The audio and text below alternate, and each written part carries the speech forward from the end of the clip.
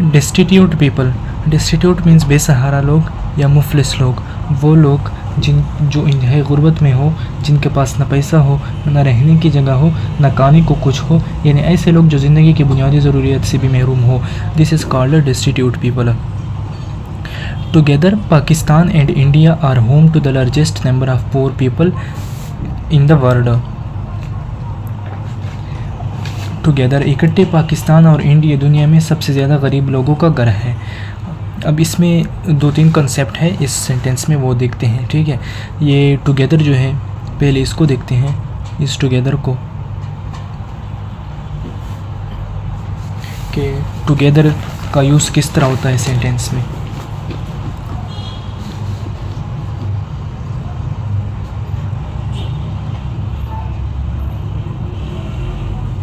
Together एक adverb है, ठीक है। इसका यूज़ 3 तरह की सेंटेंसेस में होता है। इसका यूज़ टुगेदर का सेंटेंसेस में 3 तरह का इसका यूज़ होता है।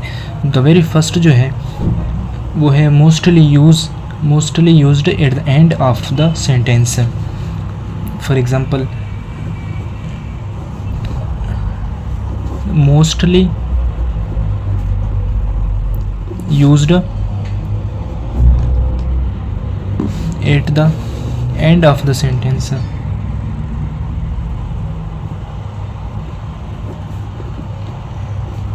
end of the sentence।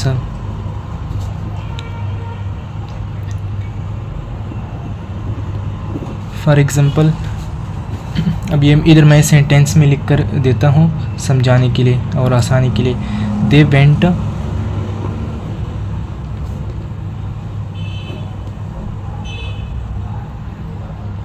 went to the market together। they went to the market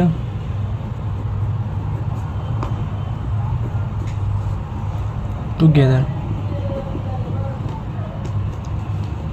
ठीक है, तो ये एंड पे इसका यूज़ हुआ है टुगेदर का, तो ये इसका है फर्स्ट यूज़। जैसे कि सेकंड सेंटेंस देखो, we worked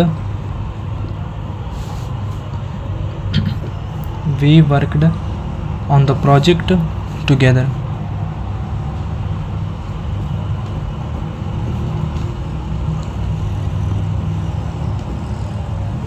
on the project together।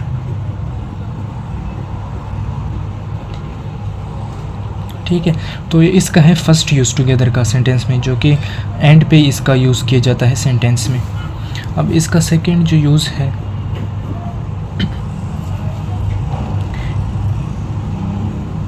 Can be used in the middle of a sentence. Second use का क्या है, can be used in the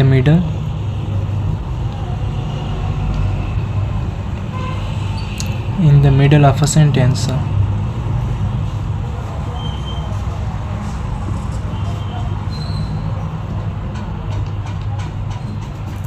ठीक है, इसका ये सेकेंड यूज़ है। फॉर एग्ज़ाम्पल, इधर मैं इसका सेंटेंस बनाता हूँ, they always sit together in class. They always sit together in class. तो ये टुगेदर इधर यूज़ हुआ है सेंटेंस के मिडल में, ठीक है। तो इसका है ये सेकेंड यूज़ सेंटेंस में। इसका जो थर्ड यूज़ है वो है एट द बिगिनिंग।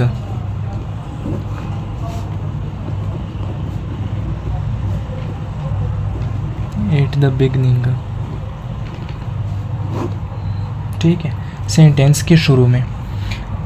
आम स्पीकिंग या राइटिंग में टुगेदर को सेंटेंस की शुरुआत में इस्तेमाल नहीं किया जाता, लेकिन शायराना अंदाज में या ख़ास एम्फेसिस ज़ोर देने के लिए इस्तेमाल हो सकता है टुगेदर का शुरू में, ठीक है। जैसे यहाँ पे यूज़ हुआ है, इधर यूज़ किया है, ठीक है। इसी तरह तो इधर मैं फॉर एग्जांपल इधर एक सेंटेंस में लिख देता हूँ, together they faced all challenges.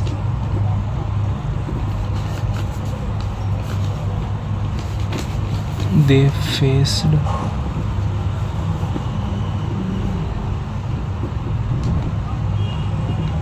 all challenges।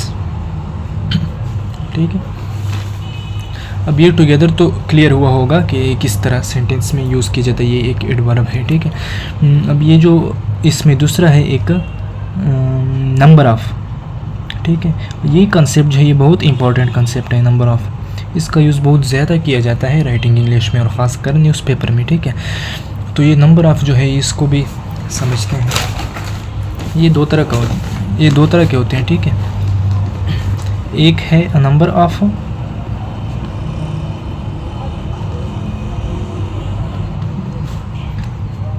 और एक है the number of.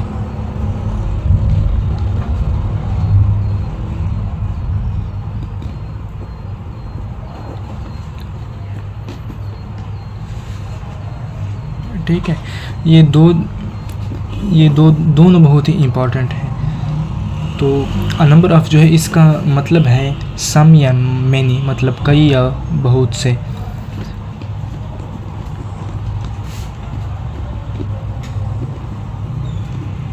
A number of means सम या many.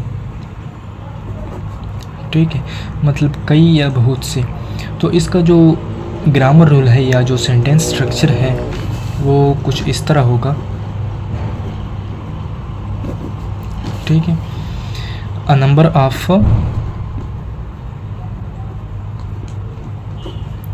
Of plus plural noun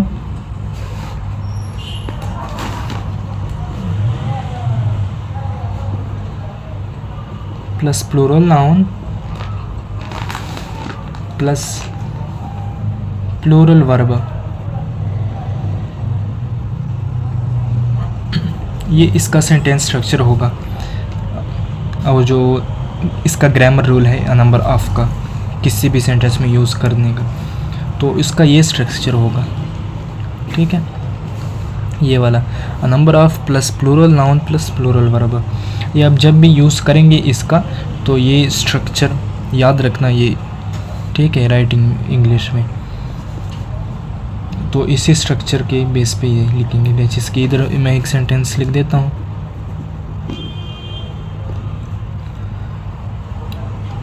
a number of students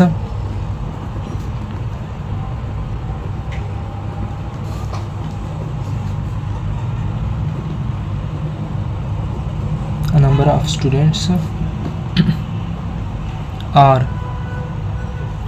absent today। ठीक, तो यहाँ पे जो अ नंबर ऑफ पहले यूज़ किए हैं, फिर प्लूरल नाउन इधर है, तो फिर प्लूरल नाउन हमने यूज़ किया है ये स्टूडेंट्स का, फिर प्लूरल वर्ब है तो फिर इधर हमने प्लूरल वर्ब यूज़ किया है। ठीक है, तो इसका ये कॉन्सेप्ट है अ नंबर ऑफ का, और ये बहुत ही इम्पॉर्टेंट है। अब इसका जो सेकंड है वो है the number of.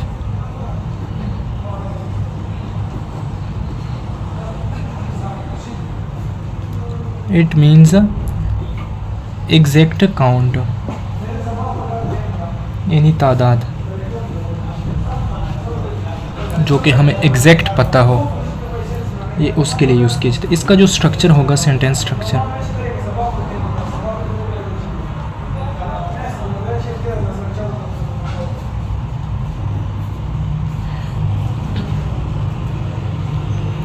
The number of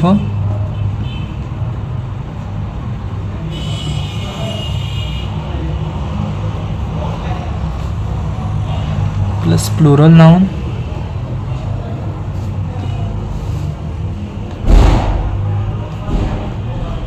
plus singular verb.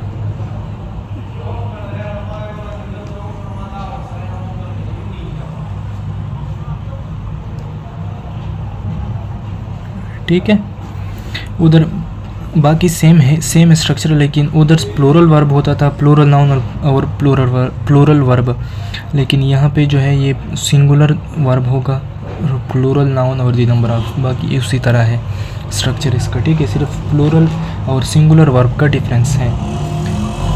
यहाँ पे मैं एक सेंटेंस लिख देता हूँ, for example the number of students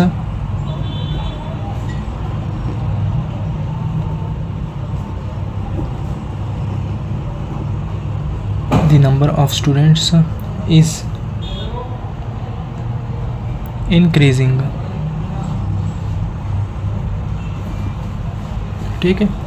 the number of आ गया, फिर प्लूरल नाउन इधर है, फिर प्लूरल नाउन इधर आ गया, फिर सिंगुलर वर्ब और ये सिंगुलर वर्ब है, ठीक है। तो इसका ये है कंसेप्ट द नंबर ऑफ का, ठीक हो गया। ये इजी है लेकिन ये इम्पॉर्टेंट है बहुत, तो ये रूल याद रखना है। अब आगे बढ़ते हैं। yet instead of jointly addressing the plight of the people, they continue to quarrel and periodically engage in conflict. yet फिर भी अवाम की हालत-ए-ज़ार को मिलकर हल करने के बजाय वो लड़ते रहते हैं और वक्तन फ़वक्तन झगड़ों में मुलविस हो जाते हैं, ठीक है। ये इंडिया और पाकिस्तान के बारे में बताते हैं कि दोनों के जो हालात हैं ना वो बिल्कुल भी ठीक नहीं और बहुत ही गुर्बत में है। तो दोनों को चाहिए कि मिलकर इस जो इश्यूज़ है उनको हल करें, जो गुर्बत है या बेरोज़गारी है, लेकिन वो इनको हल करने के बजाय वो आपस में लड़ते रहते हैं। तो इसमें भी एक जो है ये बहुत ही इम्पॉर्टेंट है और इसका यूज़ भी बहुत ज़्यादा किया जाता है। तो येट को समझते हैं कि येट का क्या कॉन्सेप्ट है। येट का जो यूज़ किया जाता है ना, फर्स्ट यूज़ वो किया जाता है एज अ कंजंक्शन, किसी भी सेंटेंस में एज अ कंजंक्शन इसका यूज़ किया जाता है।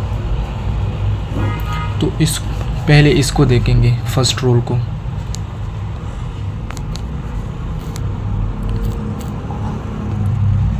एज अ कंजंक्शन, और ये मीनिंग देगा, उर्दू मीनिंग देगा लेकिन या ताहम का। जब हम एज अ कंजंक्शन सेंटेंस में इसका यूज़ करेंगे तो ये दो मानी देगा, लेकिन का या ताहम का, और ये दो अपोजिट जुमलों या ख्यालात को जोड़ता है। तो इसका सेंटेंस इधर मैं लिख देता हूँ। शी इज़ यंग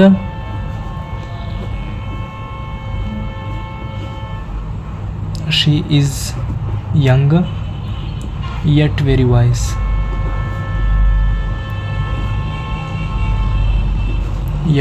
wise, यानी वो जवान है लेकिन बहुत अक्लमंद है। तो ये इधर एज अ कंजंक्शन यूज़ किया है मैंने, और ये दो जुमलों का अपोजिट मीनिंग देता है, ठीक है। शी इज़ यंग यानी वो जवान है लेकिन वो अक्लमंद भी है।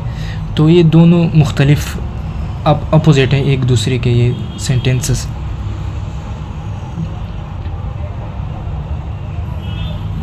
ठीक है।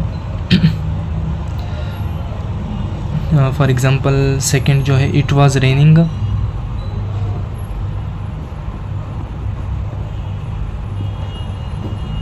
it was raining yet he went outside,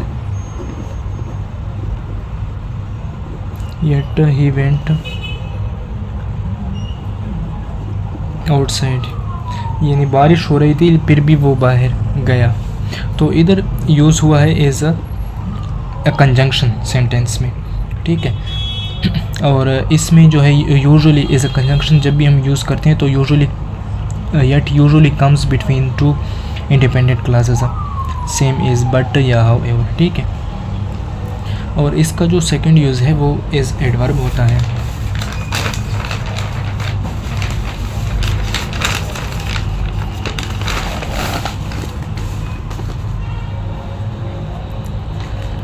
इसका जो सेकंड यूज़ है वो इज़ एडवर्ब होता है।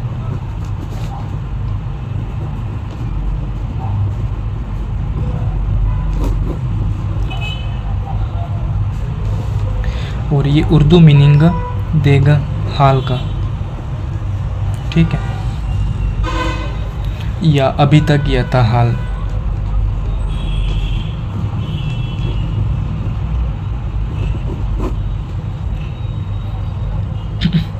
ये इस एडवर्ब में भी इसके जो है यट के ये दो तरह का यूज़ होता है एज एडवर्ब में। एक जो यूज़ होता है वो सो फार एंड अनटिल नाउ का, ठीक है। एक तो इसका एक कंसेप्ट है यानी अभी तक और ताहाल का। इसमें हम देखेंगे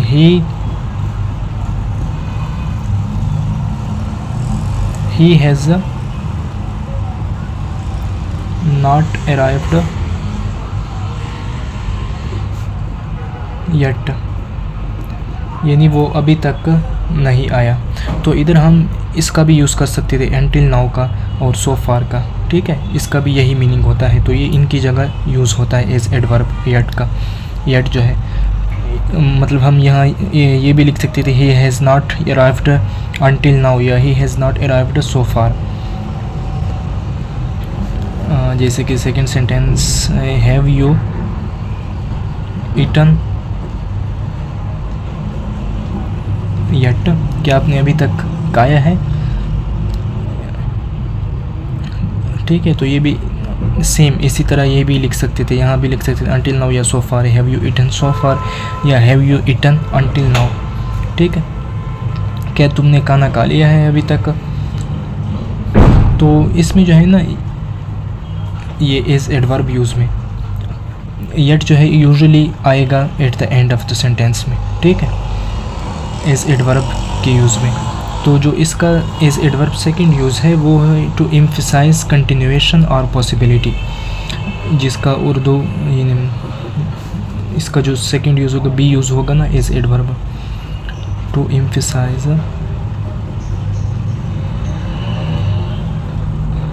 continuation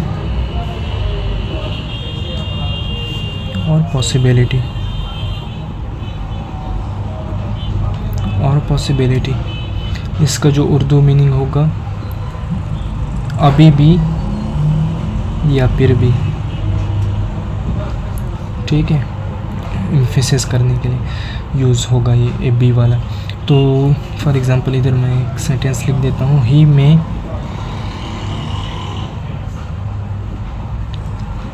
may yet win the game,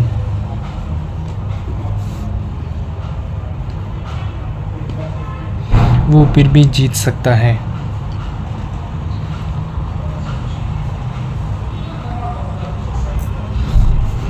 for example second sentence, you might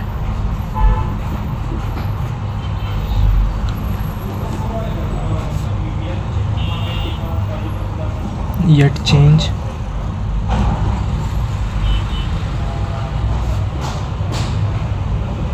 your mind, तुम्हारा दिल अभी बदल सकता है, ठीक है। तो ये यूज़ था एडवर्ब का, ठीक है, जो कि तीन तरह का यूज़ होता है। दो तरह का एडवर्ब में यूज़ इसका किया जाता है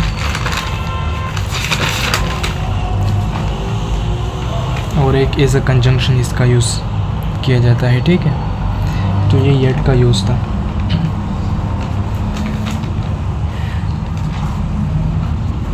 अब इस सेंटेंस में जो है instead of, yet instead of, इसको भी समझते हैं।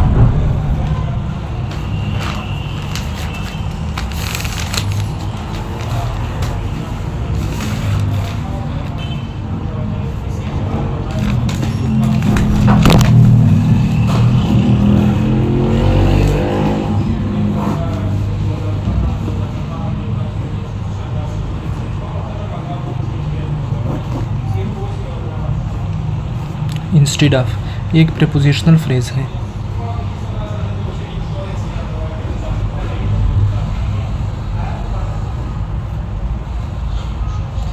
जो कि उर्दू मीनिंग देता है के बजाय या की जगह।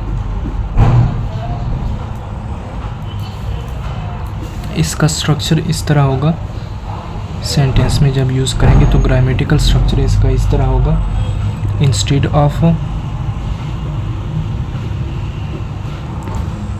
Of plus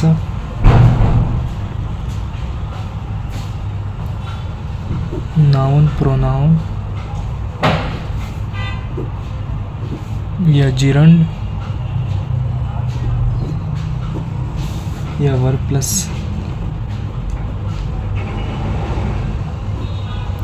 ING। ठीक है, इसका स्ट्रक्चर ये होगा। इंस्टेड ऑफ प्लस नाउन या प्रोनाउन या जिरंड या verb plus ING। For example इधर मैं सेंटेंसेस लिखता हूँ, इस स्ट्रक्चर को यूज़ करेंगे इसमें, जो मैं सेंटेंसेस इधर लिख देता हूँ for practising. For example instead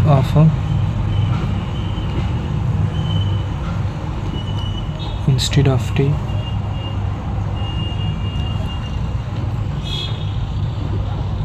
I drink coffee, यानी चाय के बजाय मैंने कॉफ़ी पी ली। तो इधर जो इंस्टेड ऑफ के बाद क्या यूज़ किया है, नाउन यूज़ किया है। ठीक है, तो इंस्टेड ऑफ के बाद या तो नाउन आएगा या प्रोनाउन आएगा या जिरंड आएगा या वर्ब प्लस ING आएगा। तो इधर नाउन यूज़ किया है मैंने। ठीक है, सेकंड सेंटेंस देखो, she went out instead of studying.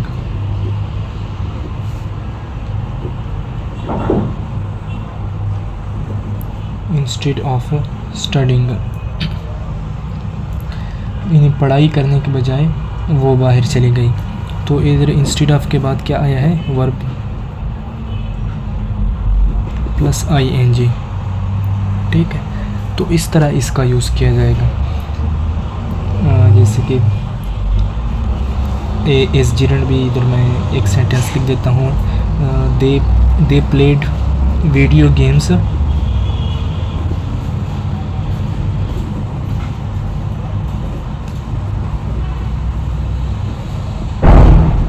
they played video games instead of doing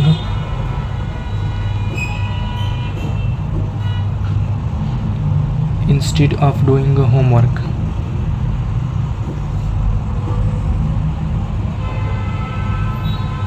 ठीक है, तो इधर इंस्टेड ऑफ के बाद मैंने क्या यूज़ किया है, जिरंड यूज़ किया है। ठीक है, तो इस तरह ये इंस्टेड ऑफ का कॉन्सेप्ट है।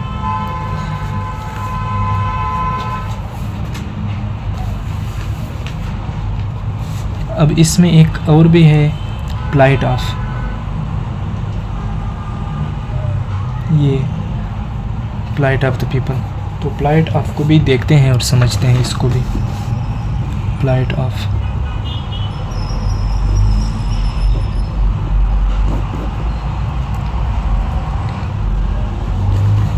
प्लाइट ऑफ का मतलब होता है किसी की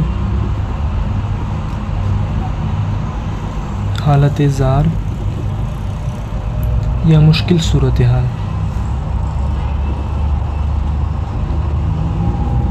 ठीक है, this is called plight of. Plight जो है एक नाउन है, ऑफ जो है एक प्रेपोजिशन है। प्लाइट ऑफ के बाद हमेशा किसी शख्स, ग्रोह या चीज़ का जिक्र आता है जिसकी हालत बयान हो रही हो। इसका स्ट्रक्चर कुछ इस तरह होगा, सेंटेंस स्ट्रक्चर जो कि हम ग्रामेटिकली देखते हैं, वो होगा plight of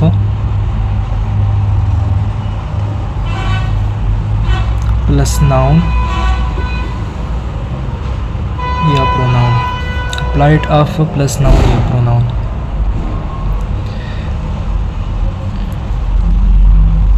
For example, the plight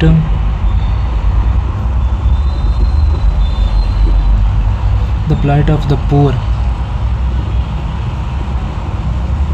the plight of the poor is heartbreaking, is heartbreaking, यानी गरीबों की हालत ज़ार तोड़ने वाली है। तो ये plight ऑफ का यूज़ जब भी किया जाएगा तो वो हमेशा यानी शख्स, ग्रोह या चीज़ का ज़िक्र जो है उसकी हालत ज़ार को बयान करेगा। plight ऑफ, plight मीन्स मुश्किल, मुसीबत या तकलीफ़ दा हालात, यानी plight ऑफ पीपल, आवाम की तकलीफ़ दा हालात। plight जो है वो हमेशा मनफी या मुश्किल सूरत हाल के लिए इस्तेमाल होता है, खुशी या कामयाबी के लिए नहीं। तो ये एक नेगेटिव वर्ड है plight, ठीक है। तो plight ऑफ का यूज़ ये होगा, ये इसका शॉर्ट यूज़ है, बस सिंपल plight ऑफ के बाद नाउन या प्रोनाउन आएगा और ये एक नेगेटिव सेंटेंस है, सॉरी नेगेटिव वर्ड है जो कि किसी की मुश्किल सूरत हाल को बयान करेगा। अब इसमें और मुश्किल क्या है, इस सेंटेंस में एक क्वेरल है। क्वेरल का मतलब होता है, ये एक वर्ब है, इसका मतलब होता है झगड़ना।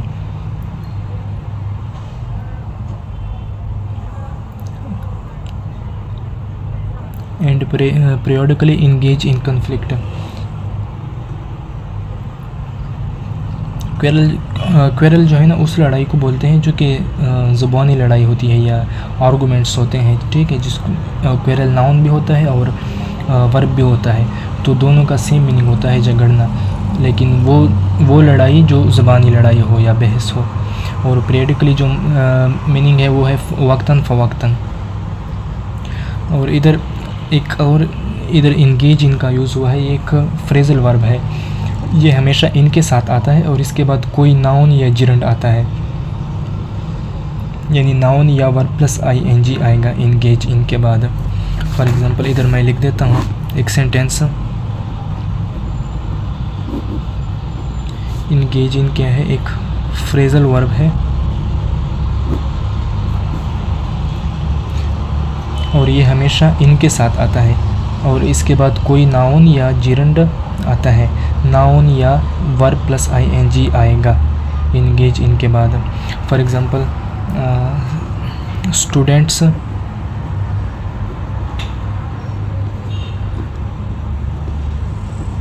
engage in playing games।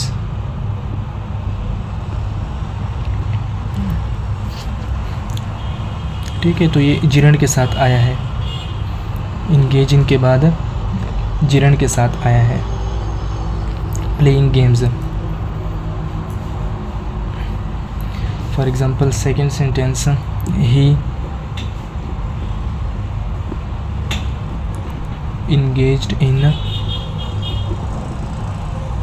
helping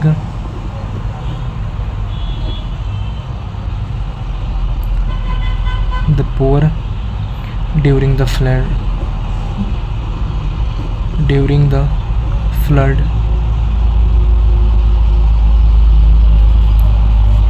ठीक है, तो इस तरह engage in का यूज़